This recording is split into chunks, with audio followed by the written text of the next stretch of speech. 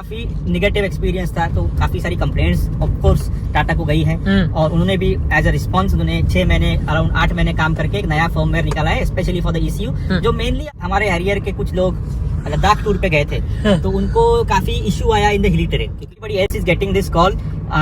मेरी बात मानोगे तो बहुत स्पेशली उसके लिए जाके चेंज करने लायक उसमें ऐसा कुछ है नहीं। Hey guys, so welcome back to another Harrier video of निकजिक। और मेरे साथ फिर से है हमारे अजीज दोस्त अजितेम भाई। अजितेम भाई के पास में है Tata Harrier white colour BS6। मैंने लगभग 2 साल पहले 2020 के जनवरी में इनसे मिला था पहली बार। तब मैंने इनके साथ में एक वीडियो बनाया था जिसमें 14,000 किलोमीटर कर चुके थे। बहुत जल्दी बहुत सारे करके इन्होंने जल्दी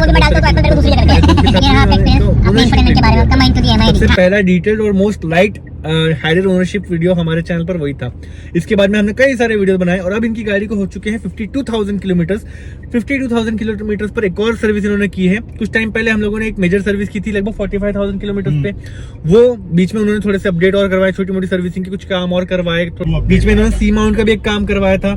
फिर ऐसे छोटे मोटे ट्वीक जो कंपनी ने भी बोले हैं या फिर कुछ अपडेट आए हैं या इनकी कोई रिक्वायरमेंट है या सर्विस रूटीन है, वो सब चीजें करवाई है। तो ओवरऑल इनका पिछले कुछ 5-10 हजार किलोमीटर में जो काम हुआ है वो हम आज इस वीडियो में शेयर करने वाले हैं। और एक बेसिक इनसे वापस जान लेंगे कि 52,000 किलोमीटर कर लेने के बाद में टाटा हैरियर के साथ में इनका एक्सपीरियंस कैसा रहा। तो अगर आप टाटा हैरियर ओन करते हैं या ओन करने वाले हैं तो ये वीडियो आपके लिए बहुत ज्यादा इन्फॉर्मेशन लेकर आएगा। इस वीडियो को एंड तक जरूर देखें। And now without wasting any more time, let's start.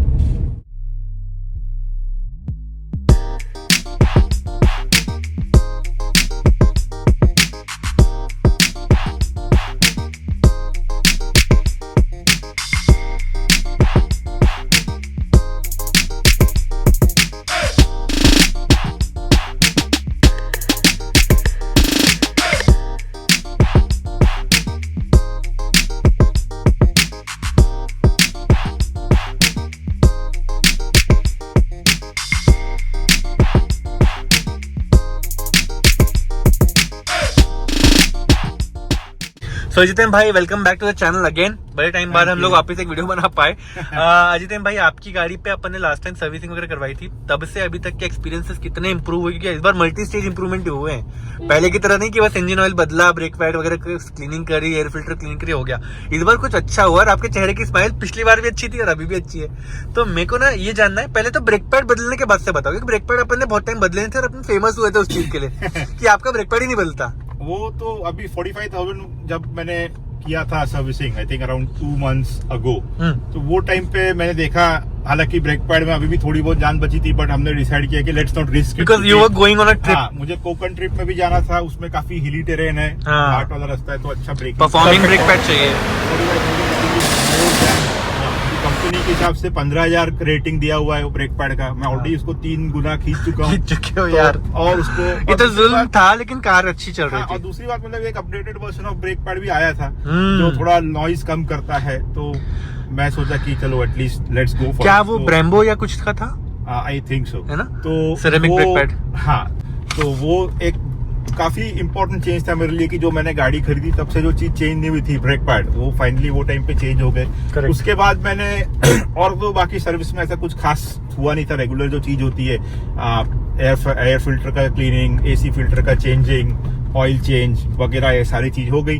45,000 kilometre के बाद मैंने 2 कॉस्मेटिक चेंजेस किए। एक तो मैंने एम्बियंट लाइट लगवाया गाड़ी में, क्योंकि 2 साल हो गया था, मुझे थोड़ा इंटीरियर में अपडेट्स चाहिए थे। एम्बियंट लाइट से एक रात वाला वीडियो दे देना मुझे। हाँ, एम्बियंट लाइट का एक माहौल बहुत अच्छा लगता है। और this one comes with the remote and mobile app, उसमें आप उसको गाने के साथ भी लगवा सकते हो, कई तरीके से लगवा सकते हो। रिफ्रेशमेंट हो गया ना? हाँ, तो एकदम गाड़ी का इंटीरियर उसमें बहुत अलग लग गया है। मैं आपको अलग से वीडियो दिखाऊंगा जो आप इसमें डाल दूंगा ऐड कर देना, ताकि everybody can see that experience, they can see and feel. हाँ, थर्ड थिंग जो मैंने चेंज की right before my Konkan tour, वो था एक मेरा सी माउंट का जो अपडेट आया था, तो कंपनी से आया था। रिकॉल इशू हुआ ना? हाँ, रिकॉल इशू। मैं सेंड यू द फोटो। एक जो नया स्क्रू है वो थोड़ा बहुत ज्यादा लंबा है, थोड़ा सा लंबा है। हाँ, तो आई थिंक 2 सेंटीमीटर 1 सेंटीमीटर कुछ डिफरेंस है। कुछ उनमें इश्यूज थे पुराने स्क्रू में, ब्रेकिंग से लेके कुछ और भी चीजें, तो एक एज अ प्रिकॉशन उन्होंने बदलवा दिया। हाँ, तो if anybody else is getting this call, मेरी बात मानोगे तो बहुत स्पेशली उसके लिए जाके चेंज करने लायक उसमें ऐसा कुछ है नहीं। Whenever you get your next service done, उसको आप करवा सकते हो, तो इट इज फाइन। बहुत कुछ उसमें ऐसा नहीं है कि डू और डाई वाला मामला है। एक और जो चीज कॉस्मेटिक जो मैं बताने वाला था वो था कि मैंने अपना हेडलाइट और फॉगलाइट भी अपग्रेड करा। हाँ, डिफॉल्ट जो आते हैं वो काफी डिसअपॉइंटिंग है, और रात में या फिर अर्ली मॉर्निंग जैसे मैं निकलता हूँ 4 बजे 5 बजे तो लाइट के साथ काफी इश्यू होता है। तो to specially deal with that मैंने वो भी एक चीज कराया। अच्छा, एक मेजर चीज जिसके लिए लोगों ने वीडियो ओपन किया है वो बता ही देते हैं। अभी ECU में अपडेट हो गया है और परफॉर्मेंस एनहांस हुआ है थोड़ा सा, ट्यूनिंग कुछ नहीं कराई ये। और दूसरा आपका AC को लेकर क्या प्रॉब्लम हो, वो ये 2 चीजें बात करनी है। मेरे को ये पता चला था कि ECU के लिए एक्चुअली टाटा ने कुछ एक अपग्रेड दिया है, तो उसका भी थोड़ा सा हिस्ट्री ऐसा है कि जब हमारे हैरियर के कुछ लोग लद्दाख टूर पे गए थे तो उनको काफी इश्यू आया इन द हिली टेरेन, क्योंकि वहाँ पे ऑक्सीजन कम होता है। ये क्या अगस्त 2021 वाली बता रहे हो आप? नहीं, दोनों भी ट्रिप में, 2020 में जो पहली ट्रिप गई थी और जो 2021 में जो भी सेकंड, जिनको मैंने इंटरव्यू किया था वो वाली सेकंड तो थी। दोनों भी ट्रिप में लोगों को ये इश्यू आया कि हिली एरिया में जाने के बाद गाड़ी अच्छे से परफॉर्म नहीं कर रही है, स्टार्ट रोके बंद हो जा रही है। अब खास करके मैनुअल में आपके पास ऑप्शन है कि आप जबरदस्ती उसको लोअर गियर में हाई रेव पे क्लच वच में चलाओ, बट अनफॉर्चुनेटली ऑटोमेटिक में ऐसा कोई ऑप्शन नहीं है। ऑटोमेटिक का स्पोर्ट मोड भी कम पड़ गया। हाँ, तो ऑटोमेटिक को उनको ऐसी एक्सीलेटर देके खींच के धीरे धीरे उनको एनी हाउ चलाना पड़ा। हाँ। तो वो उनके लिए काफी निगेटिव एक्सपीरियंस था, तो काफी सारी कंप्लेंट्स ऑफ कोर्स टाटा को गई है, और उन्होंने भी एज अ रिस्पॉन्स उन्होंने 6 महीने अराउंड 8 महीने काम करके एक नया फर्मवेयर निकाला है स्पेशली फॉर द ECU, जो मेनली आपको लो एंड परफॉर्मेंस इंप्रूवमेंट्स देता है। तो when we talk about low end, तो जैसा अभी आप देख अभी देखो आपने कौन सा वेरी मोमेंट जैसे साइकिल आ गई सेकंड गियर, हाँ। पहले ये स्पीड के ऊपर अगर मैं उठा रहा था तो मुझे एक्सीलरेटर देना पड़ता था, हाँ, या फिर गाड़ी स्टटर कर रही थी, बट नाउ अब आप देखते हो सिर्फ क्लच से हम लोग 20 के स्पीड में आराम से गाड़ी को उठा के ले जा सकते हैं। This is happening right now because of this update. ये इससे पहले नहीं होता। लो एंड टॉर्क इंप्रूव्ड। तो अभी अगर मैं मान लो अगर ये गाड़ी को लेके मैं हिली टेरेन पे भी जाता हूँ और अगर मैं क्लाइंब कर रहा हूँ तो वहाँ पे मेरे को ऑफ कोर्स ये एक इम्प्रूवमेंट मिलेगी। मोर लीनियर हो गया है गाड़ी का एक्सेलरेशन, करेक्ट, जो ये सब चीज में आपको हेल्प करेगा और ऐसे सिचुएशंस में आपको एक बेटर परफॉर्मेंस गाड़ी को, हाँ, गाड़ी आपको देगी। तो ये एक most definitely most welcome update है, जो मेरे लिए काफी एक मैं बहुत देर से इसका इंतजार कर रहा था। सी माउंट जब मैं चेंज करने गया था तभी अपडेट आ चुका था, but due to some reason जब मेरे पास समय भी नहीं था, we could not get it done. But today आज हमारी माइनर सर्विसिंग थी, ऐसा कोई बहुत खासा काम नहीं था, तो मैं सोचा कि लेट्स गेट इट डन। तो वो एक चीज हुई है। और माइनर सर्विस तो ऐसा होता नहीं है, ज्यादातर के AC फिल्टर और एयर फिल्टर सब क्लीन होता है एंड ओवरऑल चेकअप होता है। ऑयल चेंज भी नहीं किया आज तो? नहीं, ऑयल चेंज भी नहीं होता है, वो तो मेजर सर्विसेज में होता है। AC का नाम लिया आपने, AC में क्या हुआ था आपकी? AC का मोड चेंज नहीं हो रहा था? हाँ, नहीं, तो AC में एक प्रॉब्लम ऐसा हो रहा था कि AC का जो ये रहता है अलग अलग मोड में AC चलता है। जैसे आपको लेग में हवा मिलती है, आपको विंडस्क्रीन में हवा मिलती है, या फिर आपको नेक में हवा मिलती है, you can select it, right. तो उसकी जो पीछे से फ्लैप अंदर से घूम नहीं रही थी, तो अगर मैं यहाँ से डैशबोर्ड से सेट भी कर रहा था कि मुझे टांग में हवा चाहिए, तो it was still throwing face in my air in my face. Main went से आ रही है, मेन वेंट से आ रही थी, वो चेंज नहीं हो रहा था। तो आज हम लोग गए थे वहाँ पे, उनको मैंने इशू शेयर किया, तो उन्होंने सबसे पहले डायग्नोज किया यूजिंग द लैपटॉप। तो उसमें पता चला कि जो फ्लैप की जो मोटर है उससे कैलिब्रेशन खराब हो गया। इसके लिए भी लैपटॉप से डायग्नोसिस करना पड़ा। That was an intelligent system. हाँ, उसके अंदर उसका इश्यू सारी चीज बता देता है। तो वो बोल रहे थे कैलिब्रेशन हैज फेल्ड। जनरली ये सब कैलिब्रेशंस ऑटोमेटिक हो जाते हैं, but what we found was कि जो मोटर है वो घूम नहीं रही है।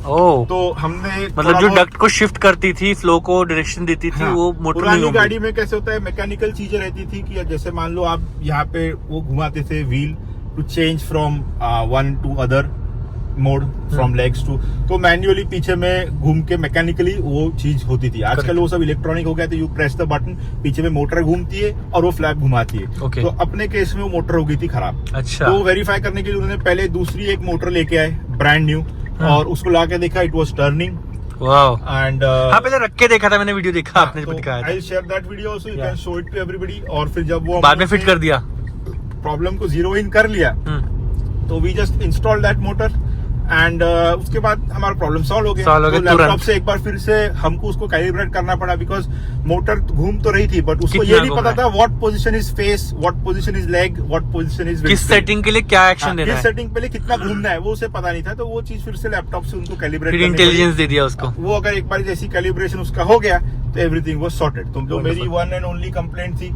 वो भी इस चीज में सॉल्व हो गई and now I am happy. तो आपका AC का प्रॉब्लम सॉल्व हो गया, ECU में मजा आ गया, और आपका सिल्वर बॉक्स अपडेट वो तो बताया नहीं, इंफोटेनमेंट कैसे ठीक हुआ? हाँ, silver box actually was one of the most painful things जो मेरे को बार बार बहुत प्रॉब्लम क्रिएट कर रही थी। बीच में कभी वो बंद हो जाता था, उसके बारे में बहुत बार बोल चुका हूँ। ऐसा कुछ उसमें अभी नया बचा नहीं है। Previous videos also we have talked about it. या but the problem was discussed, the solution was not. हाँ, तो प्रॉब्लम तो आपको सबको पता है। तो उसका सॉल्यूशन था कि you have to national replace problem of Tata cars now. The solution was that you have to replace that component because that component is faulty. Okay. तो उसके लिए ऑफ कोर्स हमने लंबी सी एक हमारी सर्विस हिस्ट्री बनाई। But to give a basic idea, ये सिल्वर बॉक्स का क्या रोल होता है इंफोटेनमेंट में? Silver box is like your CPU. अच्छा, तो उसमें जैसे मान लो आपका सिस्टम होता है जिसके ऊपर आप मॉनिटर कीबोर्ड लगा करके आप अपना पूरा पीसी यूज कर सकते हो, उसी तरीके से आपका ये सिल्वर बॉक्स होता है। तो सिल्वर बॉक्स में आपका प्रोसेसर होता है, आपका रैम होता है, ये सारी चीजें होती है जो आपको एक स्मार्ट सिस्टम कार के अंदर अवेलेबल करा के देती है। ओके। वो चीज में अगर आपको मान लो फॉल्ट है तो आपकी कोई भी चीज सही तरीके से वर्क नहीं करेगी। इंफोटेनमेंट के लिए जिम्मेदार है वो, और एमआईडी के लिए नहीं है? एमआईडी के लिए भी है, बट एमआईडी में उतना प्रोसेसिंग नहीं लगता है ना। अच्छा, तो जब आपका फ्लिकर होता था दोनों होते थे, एक ही होता था? नहीं, एक ही होता था। ओके, तो इंफोटेनमेंट को ही सॉल्यूशन चाहिए था और सिल्वर बॉक्स उसके लिए रिस्पॉन्सिबल था। उसकी क्वालिटी थोड़ी और इम्प्रूव की गई, तो ये सिल्वर बॉक्स आपकी गाड़ी पे ऑन रिक्वेस्ट आपने वारंटी में रिप्लेस करवा दिया। तो उसमें ऐसा होता है कि अगर आपके भी गाड़ी में ये अगर आपको इशू आ रहा है सिल्वर बॉक्स का, तो आप पहले तो आपका सर्विस सेंटर जो भी रहेगा उनके साथ आप कांटेक्ट कीजिए। टेल देम कि भाई I am experiencing so and so issues. अगर हो सकता है तो try to document those issues in form of photos, videos, clips, जो कि मैंने किया। I had a trail from Feb 21 to August 21।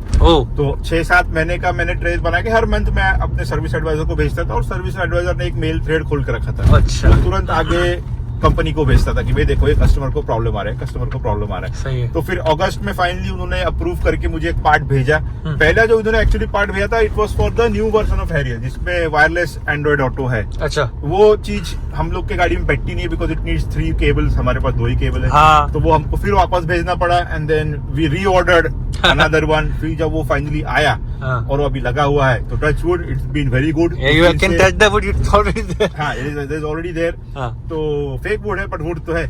But उस दिन से बहुत अच्छे से चल रहा है, कोई भी हम लोग को इशू नहीं आ रहा है। और इसमें लेटेस्ट वर्जन भी मुझे मिला है 18.18। अरे वाह। I think I am very satisfied. ये बहुत अपडेटेड वर्जन है जो सिल्वर बॉक्स ने आपको साथ में दे दिया, क्योंकि बहुतों के पास अभी भी नहीं है सर्विस सेंटर में 18.17 शायद चल रहा है। मेरे को इनबिल्ट ही वो प्री इंस्टॉल्ड आया कंपनी से, तो of course it is running much better. So when people used to say कि यार नया वर्जन अपडेट करवा लो, बस वर्जन लिखा हुआ दिखता है, चेंजेस कुछ नहीं आते, सिल्वर बॉक्स के साथ चेंज किया तो अपडेट ठीक हो गया, राइट? हाँ, तो हो सकता है कि मेरे पास जो मॉड्यूल था वो मॉड्यूल में कुछ हार्डवेयर फॉल्ट्स थे जिसके वजह से वो सही तरीके से नहीं चल पा रहा था। करेक्ट। तो अगर आपका मान लो हार्डवेयर ही खराब है तो उसमें चाहे कोई भी सॉफ्टवेयर डाल दो, प्रॉब्लम तो आएगा ही आएगा। ठीक तो है। Once that was resolved, I think सारी कंप्लेंट्स मेरी अभी तो फिलहाल एज ऑफ टुडे मेरे पास कोई कंप्लेंट नहीं है। जो एक में एसी की कंप्लेंट थी वो भी रिजॉल्व होगी। The faulty motor has been replaced for free under warranty, तो उसके लिए मेरे कोई चार्ज नहीं लगा। एंड फॉर माइनर सर्विसिंग मेरा पूरा bill including taxes was 826 rupees. Okay, अब एक ब्रीफ में बताओ 1 मिनट में कि हैरियर के साथ आपका 52 ईयर के बाद में अब एक्सपीरियंस कैसा है? अमेजिंग, मतलब डे 1 से मेरे एक्सपीरियंस में कोई भी चेंज नहीं है। मैं जितना भी गाड़ी चलाता हूँ every day I fall in love more. मेरे को रोज नए नए रीजन मिलते हैं, and I try to find new excuses where I can drive the vehicle more and more. 2 साल करीब हो गए गाड़ी को, ऑलरेडी मैंने 52,000 कर लिया है। हो सकता है आने वाले 2 साल में हम 1 लाख भी क्रॉस कर ले। And I am looking forward to more trips and more experiences, more upgrades using this beautiful vehicle. चलो, thank you so much Ajitam भाई। Thank you. तो दोस्तों ये था अजितम भाई के साथ मेरा एक और इंटरव्यू जिसमें उन्होंने इतना अच्छा अपना एक्सपीरियंस डिटेल में शेयर किया। टिप्स वगैरह भी देते रहते हैं वो सभी यूजर्स के लिए। और हाँ, 2 बातें मैं आप लोगों को कहना चाहता हूँ। अगर आपको भी आपकी टाटा हैरियर सफारी में इंफोटेनमेंट रिलेटेड इश्यूज आ रहे हैं तो ऐसा नहीं कि बस जल्दी से सर्विस सेंटर के पास पहुंच गया, प्रेशराइज करना शुरू कर दिया। अपॉइंटमेंट ले लो, अगर उनके पास सॉल्यूशन है एक अपॉइंटमेंट ले लो, 1 या 2 दिन के लिए गाड़ी उनको दे दो और करने दो उनको आराम से सॉल्व, क्योंकि उनके पास में भी वर्कलोड कम नहीं है। दूसरा, अगर आपको अपना ECU भी अपडेट करवाना है तो उसके लिए भी आपको एक अपॉइंटमेंट अपॉइंटमेंट प्रायर ले लेनी चाहिए, क्योंकि 1-1.5 घंटे का काम तो वो भी है, और गाड़ियों का वर्कलोड वैसे भी उनके पास में रहता ही है। तो अच्छा होगा कि आप उनको सफिशिएंट टाइम दो, तो वो भी बिना चिड़े आपके लिए बहुत कन्वीनियंटली हेल्प कर देंगे, कोई दिक्कत आपको नहीं आएगी। आप होप कि आपको आज वाला वीडियो भी बहुत ज़्यादा इन्फॉर्मेटिव लगा हो, काम आए और आपकी हेल्प हो उससे। अगर आपको ये वीडियो पसंद आया तो वीडियो को लाइक करें, शेयर करें अपने फ्रेंड्स के साथ में, कमेंट में अपनी ओपिनियन बताएं एंड चैनल को सब्सक्राइब करना ना भूलें। अगले वीडियो में दोबारा मुलाकात होगी, तब तक के लिए goodbye and drive safe.